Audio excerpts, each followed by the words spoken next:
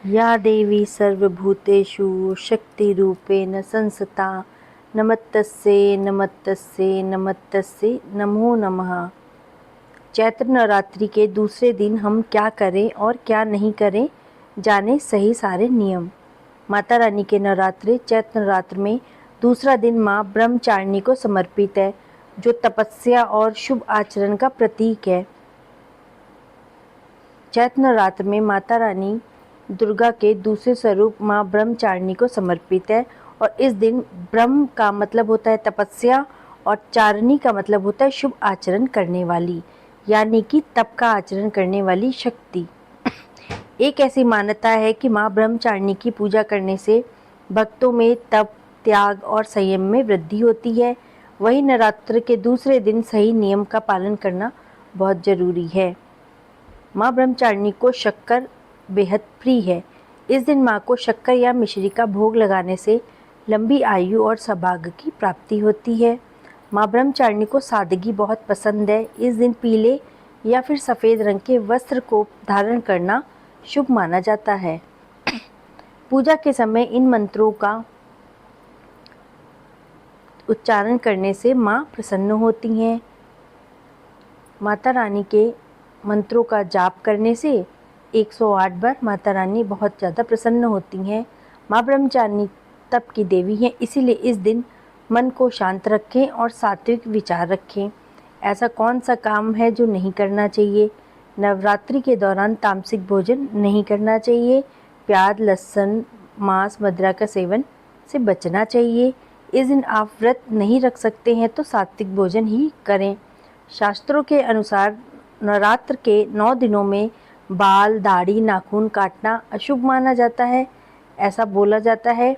कुछ लोग ये भी मान्यता रखते हैं कि नवरात्र के 9 दिनों में आप कभी भी मुंडन करा सकते हैं। बच्चों के मुंडन इसमें कराना बहुत ही शुभ माना जाता है। इस दिन घर में कलेश नहीं करना चाहिए, ना ही किसी को अपशब्द बोलने चाहिए। ब्रह्मचारिणी माँ की पूजा संयम के साथ रखी जाती है और वाणी पर नियंत्रण रखना सिखाती है। पूजा के समय या मंदिर जाते समय चमड़े की बेल्ट, पर्स और चप्पल, जूते जो होते हैं उनका उपयोग नहीं करना चाहिए। माता रानी के दिनों में सिर्फ हमको माता रानी का ही नाम जपना है और माता रानी के लिए, अपने और अपने परिवार के लिए माता रानी से लंबी आयु और हर तरह की सुख और समृद्धि की मनोकामना करनी है। इस दिन माता रानी को कौन कौन सा भोग पसंद है? माता रानी को भोगों में सबसे ज़्यादा शैलपुत्री माता को भोगों में क्या पसंद है? चंद्रघंटा माता को इस प्रकार से सारी माताएं हमारी जो हैं 9 दिन तक, माँ शैलपुत्री, माँ ब्रह्मचारिणी, माँ चंद्रघंटा, माँ कुष्मांडा, माँ स्कंद माता, माँ कात्यायनी, माँ कालरात्रि, माँ महागौरी, माँ सिद्धिदात्री, ये सब माता हैं मेरी। इन 9 माताओं को कौन कौन से भोग अति प्रसन्न है? सबसे पहले माँ शैलपुत्री, जिनको गाय के शुद्ध घी का भोग लगाना उनको अति प्रसन्न करता है। दूसरे दिन माँ ब्रह्मचारिणी की पूजा की जाती है। इनको शक्कर, सफ़ेद मिठाइयाँ, पंचामृत का भोग लगाना चाहिए। माता रानी अति प्रसन्न होती हैं। तीसरे दिन चंद्रघंटा, इस दिन माता रानी को दूध से बनी मिठाई या फिर खीर चढ़ानी चाहिए। कुष्मांडा माता, चौथे दिन माता रानी को मालपुआ चढ़ाना अति शुभ माना जाता है। स्कंद माता, 5वें दिन माता रानी को इस दिन अच्छी सेहत के लिए केला चढ़ाया जाता है। विशेष रूप से केला अर्पित किया जाता है।